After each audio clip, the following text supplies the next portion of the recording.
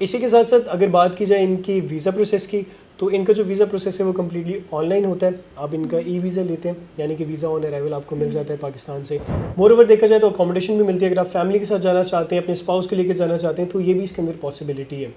और स्पेसिफिकली पाकिस्तान से जो लोग जाते हैं उनको प्रायोरिटी दी जाती है। और आपका जो CGP मैंने आपको बताया वो आपको आपके होल सेमेस्टर तक मेंटेन रखना होगा। अगर आप मेंटेन नहीं रखेंगे तो आपकी स्कॉलरशिप एंड भी हो सकती है। उसके बाद आप 7,500 कतरी रियाल पर मंथ तक भी अर्न कर सकते हैं, जो कि काफ़ी अच्छी अर्निंग मानी जाती है।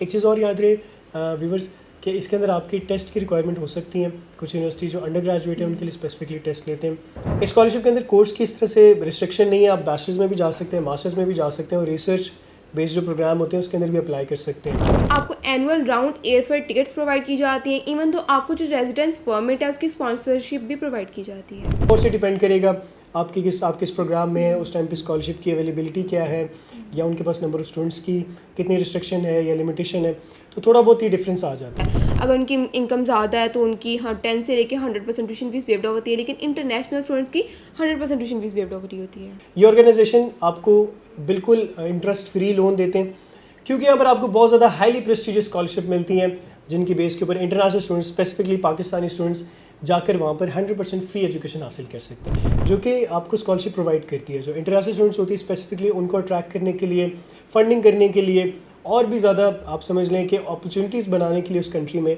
तो इस तरह की ऑर्गेनाइजेशन जो है वो वर्क कर रही होती है। हेलो एंड अस्सलाम वालेकुम viewers, this is your host Mohammad Ashraf Khan speaking from university page, और मेरे साथ आज मौजूद हैं मिस आलिया सब्तैन। आज हमारी जो वीडियो है स्पेसिफिकली कतर स्कॉलरशिप के ऊपर होगी कि स्कॉलरशिप में अगर आप जाना चाहते हैं कतर के अंदर तो किस तरह जा सकते हैं, कौन कौन सी स्कॉलरशिप्स अवेलेबल हैं और किस तरह उसका क्राइटेरिया होता है, रिक्वायरमेंट्स क्या क्या होती हैं, प्रोसेस ओवरऑल किस तरह चलता है, उसको कवर करेंगे आज की स्पेसिफिक वीडियो के अंदर। इससे पहले हमने स्कॉलरशिप्स इन सऊदी अरेबिया को कवर किया था, उसमें भी मल्टीपल स्कॉलरशिप्स हमने कवर किया आपके लिए, जिसमें आपने काफ़ी अच्छा रिस्पांस दिया। इस वजह से हम चाहते थे कि हम उससे मिलती जुलती जो कंट्रीज़ हैं, जो उसकी नेबरिंग कंट्रीज़ हैं, उसके पास कंट्रीज़ हैं जिनमें पाकिस्तानी स्टूडेंट्स जाने के लिए इंटरेस्टेड हैं और उनका जो प्रोसेस है वो भी काफ़ी स्मूथ रहता है, उनको भी कवर करें। तो इस वजह से आज जो हमारी वीडियो वो कतर के ऊपर होगी। तो ये वीडियो उन स्टूडेंट्स के लिए बहुत ज़्यादा इंपॉर्टेंट होने वाली है जो कि पाकिस्तान से बाहर जाना चाहते हैं, स्कॉलरशिप्स के बेस पे पढ़ना चाहते हैं और एक ऐसी कंट्री को ढूंढ रहे हैं जो आपको इजीली वीज़ा भी दे दे, प्रोसेस भी स्मूथ रहे। तो आपसे रिक्वेस्ट है वीडियो कंप्लीट देखें, और अगर अभी तक आपने चैनल सब्सक्राइब नहीं किया तो वो भी ज़रूर कर लें।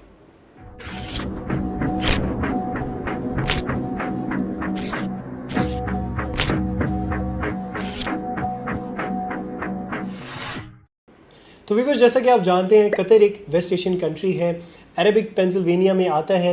इसके अलावा इसका जो कैपिटल है वो दोहा है। बहुत फेमस कंट्री है इन टर्म्स ऑफ एक्सपोर्ट। अगर बात की जाए पूरे वर्ल्ड में इसकी जो इकॉनमी है उसकी वजह से बहुत ज़्यादा इसकी ग्रोथ भी है और इस वजह से ये फेमस भी है। यहाँ पर करेंसी कतरी रियाल यूज़ होती है जो कि पाकिस्तानी 27 रुपीज़ के इक्वलेंट है। मोरओवर पॉपुलेशन की बात की जाए तो 2.8 मिलियन यहाँ की पॉपुलेशन है, जिसमें काफ़ी ज़्यादा फॉरेनर्स भी आते हैं। स्पेसिफिकली अगर बात की जाए तो पाकिस्तान से बहुत सारे लोग जाते हैं वर्क वीज़ा पे, इंडिया से भी आते हैं, बांग्लादेश से भी आते हैं और नेपाल से भी बहुत ज़्यादा लोग आते हैं। इसके बॉर्डर्स के अंदर आपको सऊदी अरब आ जाता है, UAE आ जाता है, मोरओवर आपको ईरान का भी बॉर्डर यहाँ पे देखने को मिलता है। इसका दोहा सिटी पूरी दुनिया में one of the safest city माना जाता है और इंटरेस्टिंगली यहाँ पर कोई भी आपको फॉरेस्ट देखने को नहीं मिलता। खैर, ये सब बातें तो हमने कंट्री के बारे में की। कुछ एजुकेशन की बात करते हैं। एजुकेशन के पॉइंट ऑफ व्यू से देखें तो बहुत अच्छा कंट्री है। अगर आप अपने इंजीनियरिंग के कोर्सेज में जाना चाहते हैं, काफ़ी ज़्यादा फेमस है इस कंट्री में। आप पेट्रोलियम कर सकते हैं, आप मैकेनिकल इंजीनियरिंग में जा सकते हैं। तो इंजीनियरिंग वाइज ये काफ़ी ज़्यादा आप समझ लें स्कोप वाला कंट्री है। 3 to 4 ईयर्स का आपको यहाँ पे बैचलर्स मिल जाता है और 2 साल तक का मास्टर्स आपको मिल जाता है, जिसमें आपकी फ़ीस 1100 कतरी रियाल से लेकर 2200 कतरी रियाल पर क्रेडिट आवर के हिसाब से होती है, जो कि अगर हम सेमेस्टर वाइज देखें या ईयरली देखें तो कुछ कोर्सेज़ के अंदर ये $8,000 से लेकर $35,000 तक भी जा सकती है। ये डिपेंड करता है आप किस यूनिवर्सिटी को चूज़ करें। ऑफ कोर्स यहाँ पर काफ़ी हाईली रैंक्ड यूनिवर्सिटीज़ है, जिनमें यूनिवर्सिटी ऑफ कतर आ जाती है, लुसेल यूनिवर्सिटी है, और भी मल्टीपल यूनिवर्सिटीज़ यहाँ पर अवेलेबल है। मोरओवर कुछ अगर रिक्वायरमेंट्स की बात करें तो यहाँ पर आइल्स की आपकी रिक्वायरमेंट हो सकती है डिपेंडिंग ऑन द यूनिवर्सिटी और आप जिस भी कोर्स में जा रहे हैं। एवरेज देखें अगर आइल्स के स्कोर को तो 6 बैंड से लेकर 7 बैंड तक ये रेंज कर रहे हैं। मोरओवर आपकी जो मार्क्स की रिक्वायरमेंट है वो 55% से 60% मार्क्स तक हो सकती है। तो व्यूअर्स, ये सब बातें तो हमने एजुकेशन के पॉइंट ऑफ व्यू से कर ली। अब देखते हैं कि हम स्कॉलरशिप्स कौन कौन सी यहाँ पे गेन कर सकते हैं। जैसे कि मैंने बताया फ़ीस यहाँ पर कंपेरेटिवली हाई होती है। ऑफ कोर्स यहाँ की क्वालिटी ऑफ एजुकेशन की वजह से, यहाँ पे जो वर्ल्ड रैंकिंग यूनिवर्सिटीज़ हैं उनकी वजह से, और यहाँ पर एजुकेशन कंप्लीट होने के बाद जो स्कोप होता है उसकी वजह से काफ़ी ज़्यादा आपको फ़ीस भी ज़्यादा देखने को मिलती है। तो इस वजह से हम सबसे पहले मिसाली से पूछते हैं वो कौन सी ऐसी स्कॉलरशिप है जिनमें आप अप्लाई कर सकते हैं और फ्री ऑफ कॉस्ट वहाँ जाके पढ़ सकते हैं। तो जी मिस, काइंडली हमारे स्टूडेंट्स को वो पहली स्कॉलरशिप बताएं जो आपने इस लिस्ट में ऐड की है, और उस स्कॉलरशिप का नाम क्या है, रिक्वायरमेंट्स क्या है, क्राइटेरिया क्या है स्पेसिफिकली, और उसके अंदर अगर कोई टेस्ट वगैरह है तो वो भी काइंडली मेंशन करें। तो जी सर, हमारी जो सबसे पहली स्कॉलरशिप है वो दोहा इंस्टीट्यूट ऑफ ग्रेजुएट स्टडीज़ की तरफ से आपको प्रोवाइड की जा रही है, और स्पेशली इंटरनेशनल स्टूडेंट्स के लिए। हर साल ये इंस्टीट्यूट बहुत सी स्कॉलरशिप्स ऑफर करता है ताकि पूरी दुनिया से स्टूडेंट्स को अट्रैक्ट कर सके और वो इस इंस्टीट्यूट में आके बिल्कुल फ्री में पढ़ सकें। और इन स्कॉलरशिप्स में बहुत सी स्कॉलरशिप्स जो होती हैं वो मेरिट बेस्ड भी होती हैं और नीड बेस्ड स्कॉलरशिप भी होती हैं। जिनका अकेडमिक रिकॉर्ड अच्छा है वो मेरिट बेस्ड स्कॉलरशिप अप्लाई कर सकते हैं, और जो फाइनेंशियल नीड है, जिनको जो फीस पे नहीं कर सकते, वो फाइनेंशियल नीड पर भी अप्लाई कर सकते हैं। इस स्कॉलरशिप के थ्रू आप मास्टर्स और डॉक्टर प्रोग्राम्स में अप्लाई कर सकते हैं। डॉक्टर प्रोग्राम्स की रिक्वायरमेंट थोड़ी सी डिफरेंट है, लेकिन मास्टर्स में आपको यहाँ पे 2 टाइप्स की स्कॉलरशिप्स मिल जाती हैं। एक होती है मेरिट बेस्ड और एक नीड बेस्ड होती है। जो मेरिट बेस्ड स्कॉलरशिप है वो तामिल स्कॉलरशिप है। इसमें आपका CGPA जो अच्छा होना चाहिए, देखा जाए तो वो 3.5 के अराउंड होना चाहिए, इससे अबव होना चाहिए। तो इस मेरिट बेस्ड स्कॉलरशिप में आपकी tuition fees totally waived of हो जाती है, फ्री अकोमोडेशन प्रोवाइड की जाती है, मंथली स्टाइपेंड भी दिया जाता है, इवन तो आपको हेल्थ इंश्योरेंस फैसिलिटीज़ भी दी जाती हैं। इसी स्कॉलरशिप की जो सेकंड टाइप है वो है सनद स्कॉलरशिप। इस स्कॉलरशिप के थ्रू भी आप मास्टर्स में अप्लाई कर सकते हैं, लेकिन ये एक नीड बेस्ड स्कॉलरशिप है। इसके लिए आपको अपनी फैमिली की मंथली इनकम शो करवानी होती है। आपकी फैमिली इनकम कम होगी तो आप इस स्कॉलरशिप को अवेल कर सकते हैं। तो मिस, इसके अंदर भी आपके यही सारे बेनिफिट्स आपको मिलते हैं जो स्टूडेंट्स आप जिस तरह आपने बताया। एक तामीम स्कॉलरशिप है जो कि मेरिट बेस्ड स्कॉलरशिप है इस यूनिवर्सिटी में जो स्टूडेंट जानना चाहते हैं उनके लिए, और एक सनद स्कॉलरशिप है जो कि आपकी नीड बेस्ड स्कॉलरशिप है। तो क्या दोनों की रिक्वायरमेंट सेम है? रिक्वायरमेंट सेम नहीं है। जैसे मेरिट बेस में तो आपके मार्क्स रिक्वायर्ड हो रहे होते हैं, लेकिन नीड बेस में आपको सिर्फ इनकम शो करवानी होती है, तो आप स्कॉलरशिप को अवेल कर सकते हैं। बेनिफिट्स ऑलमोस्ट सेम है। जो कतर में रह रहे हैं उनके मतलब ये है कि उनकी इनकम पे डिपेंड करता है। अगर उनकी इनकम ज़्यादा है तो उनकी 10 से लेकर 100% ट्यूशन फीस वेव्ड ऑफ होती है, लेकिन इंटरनेशनल स्टूडेंट्स की 100% ट्यूशन फीस वेव्ड ऑफ होती है। और सर, इसकी एप्लीकेशंस 1 सितंबर से स्टार्ट हो चुकी हुई हैं, जिनकी डेडलाइन 15 जनवरी है। तो इस ड्यूरेशन के बीच में ही आपने अप्लाई करना है स्कॉलरशिप के लिए। अच्छा व्यूअर्स, याद रहे कि आपने इसकी जितने भी लिंक्स होंगे इन स्कॉलरशिप में अप्लाई करने के लिए वो हम ऐड कर देंगे डिस्क्रिप्शन के अंदर। आप उनको जाके फाइंड आउट भी कर सकते हैं और मज़ीद इन्फॉर्मेशन भी वहाँ जाके उसको देख सकते हैं। तो इसी तरह में हमारे स्टूडेंट्स का ये भी क्वेश्चन होता है कि इनके अंदर क्या प्रोग्राम्स की कोई रिक्वायरमेंट है, मतलब कि लिमिटेशन तो नहीं है कि आप सिर्फ इन स्पेसिफिक प्रोग्राम्स में अप्लाई कर सकते हैं, और इसका जो प्रोसेस है वो क्या कम्प्लीटली ऑनलाइन है, इसका जो पोर्टल है वो यूनिवर्सिटी के थ्रू मिल जाता है या इसका सेपरेट लिंक होता है, ये भी काइंडली स्टूडेंट्स को गाइड कीजिए। तो सर, स्कॉलरशिप में अप्लाई करने के लिए आपको किसी और पोर्टल पे नहीं जाना पड़ता। आप इसी की ऑफिशियल वेबसाइट पे जाके अप्लाई कर सकते हैं, लेकिन आप डायरेक्ट स्कॉलरशिप में अप्लाई नहीं कर सकते। आपको पहले यूनिवर्सिटी में अप्लाई करना होता है, यूनिवर्सिटी आपको एक्सेप्टेंस देगी और इसके बाद वो आपको एक ऑनलाइन फॉर्म प्रोवाइड करेगी जिसके थ्रू आप स्कॉलरशिप में अप्लाई करेंगे। और इसके अलावा जैसे आपने कोर्स की लिमिटेशंस का पूछा है, तो कुछ कोर्स की लिमिटेशंस हैं इस स्कॉलरशिप में अप्लाई करने के लिए। आप क्लिनिकल साइकोलॉजी, लिटरेचर, जर्नलिज्म और मीडिया स्टडीज़ में आप अप्लाई कर सकते हैं। इसी टाइप के कुछ और कोर्सेज भी अवेलेबल होते हैं, वो आपको इनकी ऑफिशियल वेबसाइट पर जाके चेक करना होता है। और सर, इस स्कॉलरशिप में अगर आप अप्लाई कर रहे हैं, यूनिवर्सिटी में अप्लाई कर रहे हैं, तो आपको IELTS मस्ट है विद मिनिमम 5.5 to 6 बैंड्स, तभी आप स्कॉलरशिप के लिए एलिजिबल होंगे। और मैंने एक और चीज़ बताई थी यहाँ पे कि आपको जो भी एप्लीकेशन डिपार्टमेंट होता है वही आपको ऑनलाइन फॉर्म प्रोवाइड करता है और आपको वही अनाउंस करता है कि आप स्कॉलरशिप के लिए एक्सेप्ट हो गए हैं कि नहीं हुए, और वो आपको थ्रू ईमेल बता दिया जाता है। तो डेडलाइन मैंने आपको बता दी थी कि जनवरी में ये एप्लीकेशन क्लोज हो जानी है, तो उससे पहले पहले आप स्कॉलरशिप में अप्लाई कर सकते हैं। ठीक हो गया। मैं इससे काफ़ी ज़्यादा एक प्रेस्टिजियस स्कॉलरशिप हो जाती है क्योंकि कतर यूनिवर्सिटी इटसेल्फ एक बहुत हाईली रैंक यूनिवर्सिटी है क्वालिटी ऑफ एजुकेशन के वाइज अगर देखा जाए, ओवरऑल कोर्स की वैरायटी भी देखी जाए।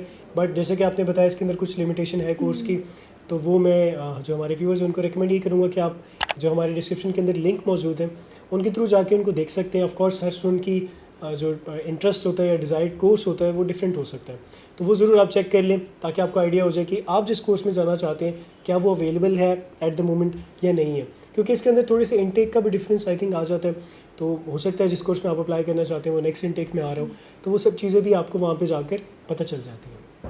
इसी स्कॉलरशिप की लिस्ट के अंदर जो हमारी नेक्स्ट स्कॉलरशिप आती है वो कतर ऑर्गेनाइजेशन स्कॉलरशिप है।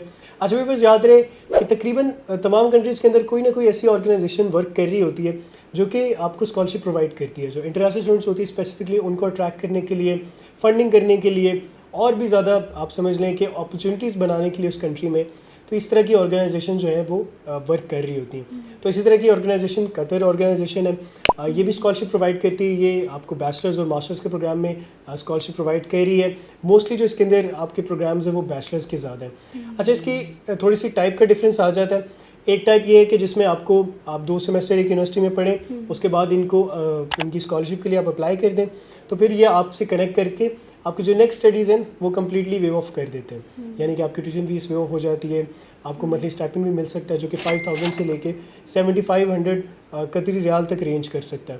ऑफ कोर्स ये डिपेंड करेगा आप किस प्रोग्राम में है, उस टाइम पे स्कॉलरशिप की अवेलेबिलिटी क्या है, या उनके पास नंबर ऑफ़ स्टूडेंट्स की कितनी रिस्ट्रिक्शन है या लिमिटेशन है, तो थोड़ा बहुत ही डिफरेंस आ जाता है। दूसरी जो इसकी टाइप है मिस, वो एजुकेशन लोन होता है, जिसमें जो स्टूडेंट्स अप्लाई करना चाह रहे होते हैं यूनिवर्सिटी के अंदर, उनके मार्क्स इतने ज़्यादा नहीं हैं, बट उनके पास उस तरह से फ़ीस अफोर्ड करने के लिए भी रिसोर्सेज नहीं है, तो फिर वो एजुकेशन लोन की तरफ जाते हैं। ये ऑर्गेनाइजेशन आपको बिल्कुल इंटरेस्ट फ्री लोन देते हैं, और जब आपकी स्टडीज़ कंप्लीट हो जाती है उसके बाद जब आपकी जॉब हो जाएगी, जब भी आप अपना कमाना शुरू कर देंगे, तो मंथली इनकम से कुछ परसेंटेज फिर आप उनको एज ए लोन उनकी जो इंस्टॉलमेंट होती है वो वापस करते रहते हैं। तो ये इसका थोड़ा सा प्रोसेस होता है। आई थिंक ये भी काफ़ी अच्छा प्रोसेस है, क्योंकि अगर आप ये देखें कि आप कतर में पढ़ें और उसके बाद आप वहाँ पे जॉब करें, ऑफ कोर्स वहाँ पे स्कोप भी अच्छा है, कतर में सैलरीज भी काफ़ी हाई होती हैं, जिसके ऊपर हम आगे जाके थोड़ी सी बात करेंगे। तो उसके बाद आप इंटरेस्ट फ्री लोन है जिसको फिर आप मंथली इंस्टॉलमेंट के तौर पर वापस कर सकते हैं। इसके अंदर आपकी ट्यूशन फीस कवर हो जाती है। अगर आपको मंथली एक्सपेंसेस भी चाहिए तो उसकी भी आप रिक्वेस्ट कर सकते हैं, तो एक लम सम अमाउंट आपको जो है वो मिल जाती है। अच्छा सर, ये ऑर्गेनाइजेशन जो है वो सारी यूनिवर्सिटीज़ के साथ वर्क कर रही होती है, मतलब आप अगर किसी भी यूनिवर्सिटी में अप्लाई करना चाहते हैं तो आप कर सकते हैं, और साथ ही साथ हमें प्रोग्राम्स की लिमिटेशन भी बता दें कि प्रोग्राम की कोई लिमिटेशन तो नहीं है, किसी भी प्रोग्राम में अप्लाई कर सकते हैं? नहीं मिस, इसके अंदर ना जो आपकी इस फाउंडेशन के साथ कनेक्टेड यूनिवर्सिटीज़ हैं, ऑफ कोर्स सिर्फ उन्हीं यूनिवर्सिटीज़ में आप अप्लाई कर सकते हैं। उन यूनिवर्सिटी की जो भी अवेलेबल प्रोग्राम्स होंगे वो भी आपको मिल जाएंगे। इसके लिए जो सबसे आसान हल है वो यही है कि आप जो भी यूनिवर्सिटी सेलेक्ट करेंगे उसकी स्कॉलरशिप के पार्ट में जाएं, तो वहाँ पर आपको ऑप्शन मिल जाएगा कि कतर जो है ऑर्गेनाइजेशन की तरफ से स्कॉलरशिप है। उससे आपको आइडिया हो जाएगा कि ये हमारी यूनिवर्सिटी उसके साथ जो ऑर्गेनाइजेशन है उसके साथ कनेक्टेड है। तब फिर आप इसमें अप्लाई कर सकते हैं ईजीली और इस सब बेनिफिट्स को गेन कर सकते हैं। इसके अंदर जो ज़्यादा आप समझ लें कि वो किया जाता है, इंकरेज किया जाता है, वो साइंस, टेक्नोलॉजी, आईटी और इंजीनियरिंग, इस तरह की फील्ड्स को ज़्यादा जो है वो लोग इंकरेज करते हैं। यानी कि इस तरह की फील्ड्स में जो स्टूडेंट्स जा रहे हैं उनके लिए ऑप्शन ज़्यादा हैं, ऑफ कोर्स उनको प्रायोरिटी दी जाती है। सो व्यूअर्स, इसी तरह जो हमारी अगली स्कॉलरशिप है वह है कतर यूनिवर्सिटी स्कॉलरशिप। इस यूनिवर्सिटी में आपके पास मल्टीपल स्कॉलरशिप्स अवेलेबल होती हैं जिनको आप अवेल कर सकते हैं। अगर आप बैचलर्स की डिग्री में अप्लाई करना चाहते हैं और कोई स्कॉलरशिप फाइंड आउट कर सकते हैं तो आपके लिए स्कॉलरशिप बहुत अच्छी साबित हो सकती है, क्योंकि जैसे कि मैंने आपको बताया कि इसमें आपके पास मल्टीपल स्कॉलरशिप्स अवेलेबल होती हैं। तो सबसे पहले जो हमारी स्कॉलरशिप है वो है इंटरनेशनल स्टूडेंट स्कॉलरशिप, और इस स्कॉलरशिप में आपकी फुल ट्यूशन फीस कवर हो रही होती है। 500 कतरी रियाल पर मंथ आपको स्टाइपेंड दिया जाता है। फ्री टेक्स्ट बुक्स आपको प्रोवाइड की जाती हैं। इवन तो आपको जो स्टूडेंट की अकोमोडेशन है वो भी प्रोवाइड की जाती है। आपको annual round airfare tickets provide की जाती हैं। इवन तो आपको जो रेजिडेंस परमिट है उसकी स्पॉन्सरशिप भी प्रोवाइड की जाती है। इसी तरह जो इस यूनिवर्सिटी में अगली स्कॉलरशिप है वो तो एमिट स्कॉलरशिप है। इस स्कॉलरशिप में भी आपकी tuition fees totally waived of हो रही होती है। फ्री अकोमोडेशन प्रोवाइड की जाती है, आपको टेक्स्ट बुक्स प्रोवाइड की जाती हैं, और इस स्कॉलरशिप में ये होता है कि आपको जो मंथली स्टाइपेंड दिया जाता है वो 1000 कतरी रियाल है, जो कि आपको एकेडमिक ईयर के 9 मंथ्स तक दिया जाता है। इसी में आपकी एक और स्कॉलरशिप आ जाती है आउटस्टैंडिंग परफॉर्मेंस स्कॉलरशिप। आपने इस नेम से ये आइडिया होगा कि आपकी जो परफॉर्मेंस है, वो आपका जो एकेडमिक रिकॉर्ड है वो एक्सीलेंट होना चाहिए। इसके लिए ज़रूरी ये है कि आप किसी भी कतर यूनिवर्सिटी में आपकी इनरोलमेंट ज़रूरी है, और आपकी जो बैचलर्स की डिग्री है उसमें आपके 30 क्रेडिट आवर्स कंप्लीट होने चाहिए। तो देन आप इस स्कॉलरशिप में अप्लाई कर सकते हैं। आपकी जो ट्यूशन फीस होती है वो इसमें वेव्ड ऑफ हो जाती है और आपको और बहुत से बेनिफिट्स प्रोवाइड किए जाते हैं। अच्छा, वैसे इस स्कॉलरशिप के अंदर जिस तरह की आपने बताई कि यूनिवर्सिटी के अंदर ही 2-3 तरह की स्कॉलरशिप्स हैं, बल्कि ज़्यादा ही हैं, हर डिपार्टमेंट की अपनी स्कॉलरशिप भी अवेलेबल है। तो इनके अंदर क्या प्रोग्राम्स की लिमिटेशन है, प्लस इसके अंदर रिक्वायरमेंट्स का फ़र्क आ जाता है, और ये बताएंगे इसका प्रोसेस किस तरह चलता है, सारा टाइमलाइन जो है ना वो किस तरह चलती है? इस स्कॉलरशिप में आपके प्रोग्राम्स की लिमिटेशंस तो नहीं है, मैं ये तो नहीं कहूँगी, लेकिन अगर आप इनके ऑफिशियल वेबसाइट पे जाके गो थ्रू करेंगे तो हर प्रोग्राम में कोई ना कोई होगी कि इंटरनेशनल स्टूडेंट्स इसमें अप्लाई कर सकते हैं कि नहीं कर सकते, वो आपको इनके ऑफिशियल वेबसाइट पे जाके चेकआउट करना होता है। और स्कॉलरशिप की रिक्वायरमेंट्स ये हैं कि आपका जो एकेडमिक रिकॉर्ड है वो एक्सीलेंट होना चाहिए, आपका जो CGPA है वो 3.5 होना चाहिए, परसेंटेज देखें तो वो 95% होनी चाहिए, और आपका जो CGPA मैंने आपको बताया वो आपको आपके होल सेमेस्टर तक मेनटेन रखना होगा। अगर आप मेनटेन नहीं रखेंगे तो आपकी स्कॉलरशिप स्कॉलरशिप एंड भी हो सकती है। तो आपको इस चीज़ का ख्याल रखना है कि आपने अपना CGPA मेंटेन रखना है।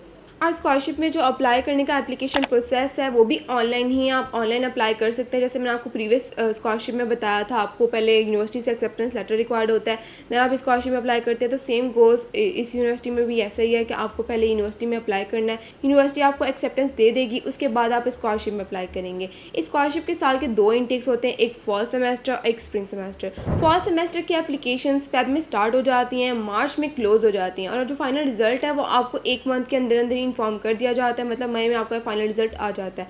एक चीज़ और याद रहे व्यूवर्स कि इसके अंदर आपकी टेस्ट की रिक्वायरमेंट हो सकती हैं। कुछ यूनिवर्सिटी जो अंडर ग्रेजुएट है उनके लिए स्पेसिफिकली टेस्ट लेते हैं, आपका इंटरव्यू भी हो सकता है। अगर आप बिज़नेस से रिलेटेड फील्ड्स में जाएंगे तो GRE GMAT का स्कोर आपको रिक्वायर होता है, वो डिपेंड करता है आप किस प्रोग्राम में जा रहे हैं, उसकी रिक्वायरमेंट आपने देख लेनी है। तो आई थिंक नेक्स्ट अब स्कॉलरशिप को डिस्कस करते हैं, जो कि हमारी इस वीडियो की लास्ट स्कॉलरशिप होने वाली है। ये हमाद बिन खलीफा यूनिवर्सिटी की तरफ से ऑफर की जा रही है। ये भी एक बहुत ज़्यादा हाईली प्रेस्टिजियस स्कॉलरशिप है, जिसमें आप अप्लाई करके फ्री ऑफ कॉस्ट कतर में जाके पढ़ सकते हैं, और भी मल्टीपल बेनिफिट्स इसके अंदर इंक्लूड करते हैं, जिसमें आपकी ट्यूशन फीस कवर हो जाती है, जो कि काफ़ी ज़्यादा हाई होती है इन यूनिवर्सिटीज़ के अंदर। मोरओवर देखा जाए तो अकोमोडेशन भी मिलती है। अगर आप फैमिली के साथ जाना चाहते हैं, अपने स्पाउस को लेकर जाना चाहते हैं, तो ये भी इसके अंदर पॉसिबिलिटी है। आप अपने स्पाउस को ले जा सकते हैं, उनकी भी जो एक्सपेंसेस होते हैं वो भी कवर्ड होते हैं। इसके अलावा अगर इसकी रिक्वायरमेंट की बात करें तो आपको 3.0 CGPA रिक्वायर होता है, जो कि मोस्टली स्टूडेंट्स का होता ही है। IELTS की रिक्वायरमेंट यहाँ पर है 6.5 आपका मिनिमम होना चाहिए, अगर इससे ज़्यादा होगा तो प्रेफरेबल है। मोरओवर देखा जाए तो आपने 1000 वर्ड्स का एक एप्लीकेशन के लिए मोटिवेशन लेटर एक तरह का लिखना होता है। 2 रिकमेंडेशन लेटर्स आपको चाहिए होते हैं प्रीवियस इंस्टीट्यूट से, तो वो आप बनवा लें तो आपके स्कॉलरशिप के चांसेस बढ़ जाते हैं। इस स्कॉलरशिप के अंदर कोर्स की इस तरह से रिस्ट्रिक्शन नहीं है, आप बैचलर्स में भी जा सकते हैं, मास्टर्स में भी जा सकते हैं, और रिसर्च बेस्ड जो प्रोग्राम होते हैं उसके अंदर भी अप्लाई कर सकते हैं। आप इस्लामिक स्टडीज़ पढ़ना चाहते हैं आप पढ़ सकते हैं, आप मीडिया स्टडीज़ पढ़ना चाहते हैं वो कर सकते हैं, ह्यूमैनिटीज़ के कोर्सेज़ अवेलेबल हैं। हेल्थ साइंस में अगर आप जाना चाहते हैं तो हेल्थ के रिलेटेड काफ़ी अच्छे कोर्सेज़ अवेलेबल हैं, उनको ट्राई कर सकते हैं, वो काफ़ी ज़्यादा बेनिफिशियल रहता है। इसी के साथ से जो इसका एप्लीकेशन प्रोसेस है वो थोड़ा सा डिफरेंस इस तरह से है कि आप डायरेक्टली प्रोग्राम में अप्लाई नहीं कर सकते, आप इनकी वेबसाइट पर जाएंगे और वहाँ पर प्रोजेक्ट्स अवेलेबल होते हैं, क्योंकि जैसे कि मैंने बताया रिसर्च स्कॉलरशिप भी अवेलेबल है। तो उन रिसर्च स्कॉलरशिप के अंदर आपको उनकी वेबसाइट पे जो अपडेटेड प्रोजेक्ट अवेलेबल होता है वो मिल जाता है। तो हमें इस कहने का मकसद ये है कि आपको डिफरेंट प्रोजेक्ट्स मिलते रहते हैं, वो अपडेट होते रहते हैं हर सेमेस्टर के अंदर, हर इनटेक के अंदर वो आपके जो प्रोजेक्ट्स हैं वो अपडेट होते रहते हैं, और जो भी स्टूडेंट्स उसके लिए एलिजिबल होते हैं वो जाके उसमें अप्लाई कर सकते हैं। सेपरेटली अगर आप किसी कोर्स में जाना चाहते हैं तो वो भी ऑप्शन अवेलेबल होती है, बट ये जो प्रोजेक्ट बेस और रिसर्च बेस आपकी स्कॉलरशिप्स है ना, इसको प्रायोरिटी दी जाती है, और इसको वेबसाइट के ऊपर सबसे टॉप पे रखा जाता है कि करंटली ये वाला प्रोजेक्ट अवेलेबल है, ये वाली रिसर्च अवेलेबल है, तो जो भी स्टूडेंट्स इंटरेस्टेड हैं इसमें सबसे पहले अप्लाई करें।